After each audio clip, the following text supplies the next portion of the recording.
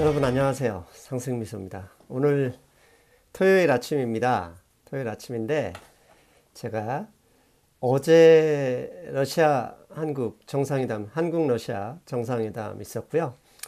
그 다음에 최근에 지난주, 이번 주죠. 이번 주 금요일 날 일본이 북한과 직접 협상을 원한다라고 방송에 나왔습니다. 즉 최근 다시 김정은 위원장은 중국에 세 번째 방문했고요.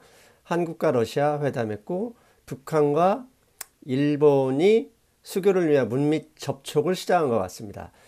이 중앙에는 이 핵심 가운데에는 결국은 북미 수교가 있습니다.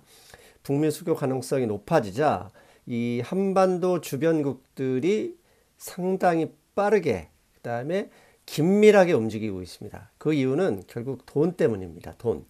여러분들 제가 이 방송을 하고 있는 거, 그 다음에 여러분들이 이 방송을 지켜보는 이유, 그 다음에 길거리에 나가서 움직이는 모든 사람을 그 핵심 이유를 찾아보면 결국 돈 때문입니다.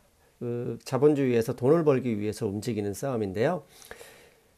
한반도를 중심으로 일어나고 있는 이 중요한 변화에 있어서 이 돈의 흐름, 돈이 앞으로 어떻게 갈 것인지에 대해서 잠깐 생각해 보기 위해서 방송을 녹화했습니다. 먼저 화면을 좀 보시겠습니다. 북한이 미국과 북미 협상, 완전 비핵화 문제를 위해서 움직이고 있는데요. 북한이 그 핵을 무기로 결국 경제 발전을 원하는 것은 이미 원하고 있다는 것은 다 알고 계시죠? 그런데 북한의 경제 발전에 가장 필요한 것은 결국 돈입니다. 지난번 제 이머징 관련 강의를 보신 분들은 아시겠지만 북한이 경제 발전을 위해서 자체 돈을 찍어내버리면 짐바브웨가 되죠. 절대 그럴 수가 없습니다. 그래서 북한에 필요한 돈은 결국은 돈이고요. 돈 중에 달러입니다. 달러가 외환보유고로 들어와서 그 돈을 기반으로 북한이 자체 신용을 낼 수 있는 거죠. 그런데 이 달러를 누가 줄 수 있는지를 생각해 봐야 됩니다. 지난번 분명히 트럼프 대통령은 싱가포르에서 얘기했습니다. 미국의 직접 원주는 없다. 예. 비핵화의 문제에 있어서 미국이 직접 북한에 돈을 원조할 이유는 없다. 분명히 선을 그었습니다. 그렇다면 그 돈을 한국에서 줄 수 있을까요? 예. 한국 정부 만약에 돈을 주면 조중동이라고 하는 그 보수신문에서 북한 퍼주기 난리 납니다. 이미 보수 세력은 틈만 나면 북한 퍼주기 이런 논리로 접근하고 있기 때문에 한국도 북한의 경제 발전에 필요한 마중물의 돈을 줄 여유가 없습니다. 그렇다면 이 돈을 누가 줄 수 있는지 분명히 우리가 생각해 봐야 됩니다. 22일 우리 현재 최근 북미 그 다음에 북한 문제에 있어서 대한민국의 최고 전문가라고 할 수 있는 정세현 전 통일부 장관이 프레시안과의 기자회견에서 이런 얘기를 했습니다. 정세현의 정세테크라는 프레시안 그 기사인데요. 두 가지 중요한 얘기를 했습니다. 중국 이번에 김정은 그 위원장이 중국 베이징에서 교통지휘센터를 방문했다. 알고 계시죠? 그런데 철도 때문입니다. 그 철도를 한국을 넘어서 중국, 러시아를 넘어서 유럽까지 있게 될 텐데 철도를 잇는 핵심은 결국 물류다. 물류는 경제의 혈맥이다. 분명히 얘기했죠. 그런데 여기에 또 중요한 얘기가 나옵니다. 65년에 한국 1965년에 당시 쿠데타로 정권을 잡은 박정희 대통령이 경제개발 5개년 계획을 수립했는데 돈이 없었습니다. 지금의 북한의 상황이라고 보시면 됩니다. 그래서 미국에 달려가서 돈 좀 빌려줘 했더니 미국이 우리 돈 없어. 일본 가서 받아. 라고 했다는 거예요. 그래서 당시 어쩔 수 없이 경제개발 자금이 필요했던 한국 정부가 무상원조 3억 달러, 그 다음에 차관 2억 달러, 총 5억 달러를 받아와서 그 유명한 포항저철도 만들고 경제개발을 시작하게 된 거죠. 자, 최근에 또 이런 기사도 있습니다. 이건 서울경제신문 기사인데요. 북한의 경제재건 전후배상금을 마중물로 이렇게 기사 나왔죠. 지금 현재 기사에 보면 한국, 중국이 쉽게 돈을 못 줍니다. 그런데 북일 수교를 계기로 북한에서 일본의 배상금을 받을 수 있는 금액 규모가 약 200억 달러 정도 된다고 합니다. 상당히 큰 돈입니다. 그리고 밑에 보면 똑같은 얘기 또 나오죠. 트럼프 대통령은 미국이 직접 북한에 원조하지 않는다. 그 다음에 중국한테 돈을 받는 것도 원하지 않습니다. 왜냐하면 지금도 최근 시진핑 무역 분쟁도 무역 분쟁이지만 북한이 자꾸 중국 쪽에 다가가는 걸 트럼프가 공개적으로 비난하고 있어요. 그렇다면 필요한 돈은 웬만하면 65년 한국 정부처럼 일본에 가서 먼저 얻어라. 이렇게 얘기할 수도 있다는 얘기입니다. 자, 최근 일본이 전혀 아쉬울 것 같지 않던 일본이 북미 협상을 방해하려고 했던 것은 이미 다 알고 있었죠. 그런데 북미 협상, 그 협상이 잘 끝나자 갑자기 또 바꿨습니다. 우리도 북한과 직접 만나겠다. 그 이유를 생각해 봐야 됩니다. 그 이유를 첫 번째, 자, 이 사진은 뭐죠? 예, 베이징, 지난번 북한의 김정은 위원장 3차 방문 때 중국 3차 방문에 중국 궤도 철도교통지휘센터를 방문한 사진입니다. 자, 이거 염두에 두십시오. 철도입니다. 두 번째, 어제 한국과 러시아 정상회담에서 뭐 15개 정도 그 공동성명을 발표했죠. 그 중에 11번에 보면 가스, 철도, 항만 인프라, 전력, 북극 항모 등등등 이에 대해서 협조한다고 되어 있습니다. 자, 여러분. 가스를 지금은 한국에서 어떻게 하자면 LNG선을 실어서 오는데요. 그 양이 얼마 안 됩니다. 지금 유럽은 러시아 천연가스를 이용하는데 전부 다 가스관을 통해서 받고 있습니다. 이게 편리하거든요. 한국도 가스관을 이으려면 결국 북한과 경제협력, 뭐 수교에 준하는 사이가 되어야 됩니다. 그리고 철도, 한국 철도가 부산에서 출발해서 중국 쪽으로 가든 러시아 쪽으로 가든 북한 땅을 반드시 지나가야 합니다. 앞에서 정세현 장관이 분명히 말씀하셨죠. 물류, 철도는 곧 물류다. 물류는 경제 동맥이다. 그렇습니다. 한국에서 유럽의 수출품이 배로 실어가면 3개월 정도 걸리는데요. 기차로 실어가면 비용은 뭐 당연히 3분의 2를 절약하고 시간도 열흘이면 간다고 합니다. 그렇다면 한국과 경쟁하고 있는 일본의 경우 한국에서 컨테이너로 기차로 실지 못하고 배로 간다 그러면 답이 없습니다. 답이 없어요. 그렇다면 한국하고 수교하고 있다고 그 물류 컨테이너를 실을 수 있느냐? 아니죠. 북한이 반대하면 절대 할 수가 없습니다. 아하, 그렇다면 러시아, 한국, 중국, 일본, 북한 이 4개국의 공동의 이익을 관철하는 것은 무엇일까 한번 생각해 봐야 될 시점입니다. 자, 먼저 일본이 필요한 걸 한번 생각해 보겠습니다. 일본 당연히 물류 있습니다. 그 다음에 가스관, 전기 다 필요합니다. 이게 무슨 얘기냐? 일본 후쿠시마 원자력이 쓰나미로 박살나면서 원자력 발전에 대한 국민의 여론이 무척 안 좋습니다. 그래서 현재 원자력 발전소는 거의 가동하지 않고 전부 다 천연가스 발전을 동원하고 있습니다. 그런데 이 가스를 북한 남한을 지나서 직접 일본에 전송받을 수 있다면 이거 상당한 큰 이점입니다. 물류는 말할 것도 없고요. 또 한국 똑같습니다. 물류 필요합니다. 가스관 필요합니다. 전기도 필요합니다. 한국의 전기는 북한의 전기와 다릅니다. 경제 발전을 위해 가장 필요한 것은 전기와 에너지죠.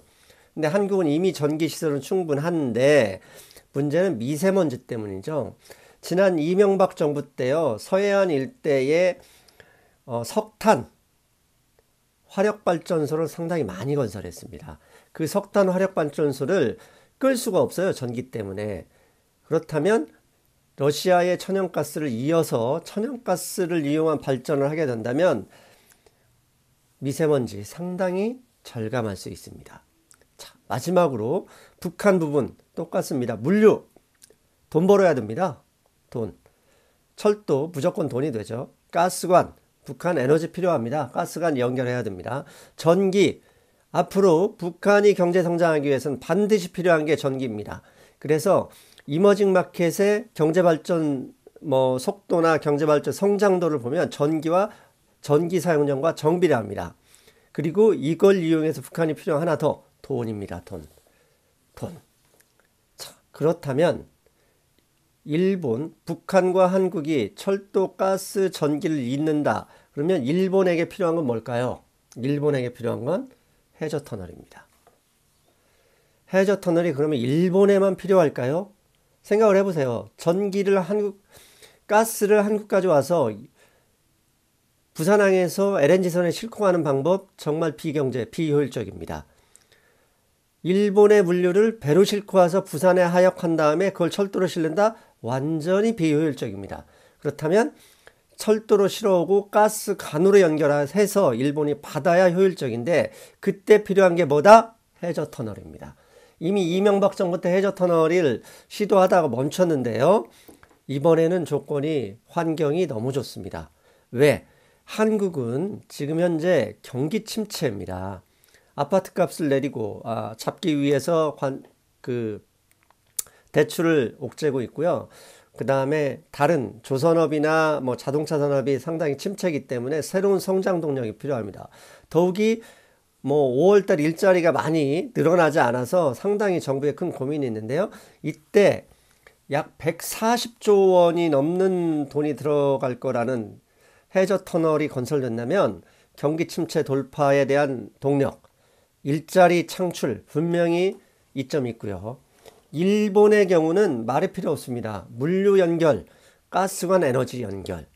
이게 한국, 일본, 그 다음에 중국, 러시아, 북한까지 다 돈이 된다는 얘기입니다. 그래서 저는 감히 말씀을 드립니다. 최근까지 우리 대북 관련주가 여러 가지가 있었잖아요. 철도주다, 건설주다, 물류주다. 이미 다 떠났는데 중요한 건 보이지 않는 겁니다. 보이는 것은 철도관이다 이런 건데요. 앞으로 러시아, 한국이 합의를 했고 북한과 일본은 돈 때문이라도 만나게 됩니다. 그렇다면 반드시 한일 해저 터널 추진 이야기 나올 수밖에 없습니다. 여러분, 그렇다면 주식 투자하시는 분들 어떤 주식을 사야 될지 고민하시죠? 그 이야기는 바로 춘천에 있는 우덜님이 이어받아서 말씀드리겠습니다. 자, 잠시만요. 안녕하세요. 상승미소님에 이어서 춘천에서 오늘 얼굴입니다. 상승미소님이 말씀해 주셔서 제가 언급해 주신 분야들 전력이라든가 그 다음에 가스관 그리고 해저 터널 관련된 종목들을 좀 다 찾아봤고요. 그래서 그 중에 가장 좀 상승 여력이 높다 판단되는 종목을 지금부터 보도록 하겠습니다. 그 종목은 KT 서브마린입니다. 그래서 지금 좀 제가 부가적으로 좀 일요일에 자료를 찾아봤는데 지금 동북아 슈퍼그리드 관련해서 기사들이 일요일에 많이 나왔고요. 특히 한전하고 러시아와 타당성 조사 MOU를 맺었다는 기사가 있고 동북아 슈퍼그리드에 미국도 참여시켜야 된다 그런 주장도 나왔습니다. 그리고 지금 무엇보다 이런 동북아 슈퍼그리드나 그 다음에 송유관 그리고 가스관 이런 것들은 대북 테마에서 사실은 이미 다 끝난 거죠. 좀 낡은 테마인데 지금 다시 각광을 받을 수 있는 이유가 뭐냐면 미소님 말씀하신 것처럼 일본입니다. 일본이 그동안 북한에 대해서 좀 공세만 취하다가 지금 분위기가 급 반전되면서 이런 모든 프로젝트에 일본이 참여하게 되고 그리고 궁극적으로 일본까지 연결도 굉장히 빨라질 수 있다. 그런 기대감이 지금 생긴 것 같습니다. KT 서브마린 먼저 잠깐 살펴보면 주 사업보고서상입니다. 사업보고서상에 보시면 사업의 영역은 해저 통신 케이블, 매설, 또 유지보수가 있고요. 해저 전력 케이블, 매설, 유지보수 그런 부분이 있습니다. 그리고 그 외에 최근에 하는 사업으로는 연안에 요즘 풍력 발전 단지들을 많이 짓고 있는데 그 발전 단지에 전력 케이블에 대한 매설 연결 사업도 하고 있고 또 수중 구조물 설치 작업도 하고 있습니다. 그래서 이 KT 서브마린은 어떤 전력망의 연결이라든가 일본으로의 연결, 그리고 가스관의 연결, 또 해저 터널 관련해서 모든 영역을 다 할 수 있는 그런 회사입니다. 그리고 KT의 자회사다 보니까 당연히 재무 구조도 좋습니다. 매출액도 꾸준하고요. 되게 영업이익률도 좋고, 네, 회사는 뭐 단기간에 문제가 생길 그런 회사는 아닙니다. 그리고 최근에 그 공시 자료들을 좀 보면 그 대만의 그 전력 케이블 해저 전력 케이블 매설 공사를 일본의 수미토모사로부터 수주를 해서 진행을 하고 있습니다. 그래서 이 사업은 보면 뭐 계속 그 일종의 조그만 사업 단위로 공구 단위로 계속 진행을 하고 있는 사업이고요. 또 LIG 넥서스1에서 수주해서 우리나라 동해안 일대에 수중 전력 케이블 또 통신 케이블 설치 공사를 진행을 하고 있습니다. 실제로 이런 사업들을 많이 하고 있는 그런 회사입니다. 차트를 보시면 KT 서브마린 일봉입니다. 그 지난 금요일 날 엄청난 거래량과 함께 윗꼬리가 달린 15% 상승의 양봉으로 마감을 했는데요.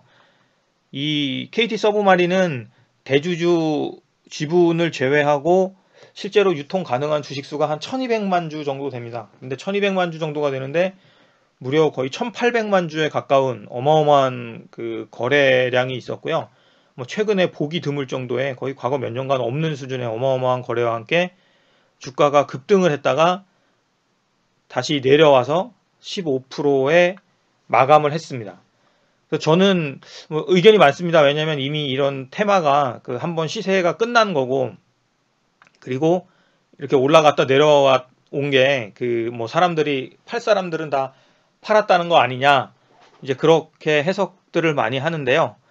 그 저는 그렇게 보지 않습니다. 이유는 이와 같은 그 유례가 없는 대량 거래와 함께 나오는 윗꼬리가 달린 그 장대 양봉은 보통 출발의 그 큰 상승의 시작할 때 나타나는 그런 경우가 많았습니다. 그래서 뭐 간단히 예를 들어보면 알테오젠이라는 그 바이오 회사 같은 경우도 여기 그 파란색 화살표 쪽에 보시면 그런 동일한 패턴의 거래량이 이전과는 비교할 수 없을 정도로 어마어마한 거래량이 나왔죠. 그러면서 한 열흘 정도 후부터 바로 본격적으로 상승이 시작이 됐고요. 그리고 하츠라는 종목, 이 종목도 보시면 유사합니다. 이 비슷한 패턴에 갑자기 거래량이 급증을 했고 그 뒤부터 바로 상승을 하기 시작합니다. 그래서 이와 같은 형태의 신호가 나온 게 아닌가, 저는 그렇게 보고 있고, 그 뭐 이런 형태의 패턴이 나왔다고 해서 100% 무조건 다 종목이 오른다고 볼 수는 없습니다. 하지만 최소한 들어가서 확인은 해보는 게 맞다, 그렇게 생각을 하고 있습니다. 그래서 지금 그 종가는 5,490원에 끝났는데 제 판단에는 앞에 전고점 가격인 5,600원, 그리고 그 이전에 좀 거래가 있었던 구간인 5,300원 요 사이에서 매수가 가능하다고 보고 있고요. 분명히 오늘 또 뭐 늦으면 내일 정도까지 요 구간에서 매수할 수 있는 시간을 줄 거라고 보고 있습니다. 그래서 요 구간에서 매수를 하고 그리고 기다리는 겁니다. 기다려보고 주가가 어떻게 움직이는지 기다려보고요. 근데 만약에 그 한 장 마감 기준으로 예를 들어서 한 3시 정도에 봤는데 한 5,100원 이하로 내려가 있거나 이 부분에서 뭐 도저히 반등할 기미가 안 보인다, 그러면 그냥 일단은 손절을 하는 걸로 그렇게 접근하면 되겠습니다.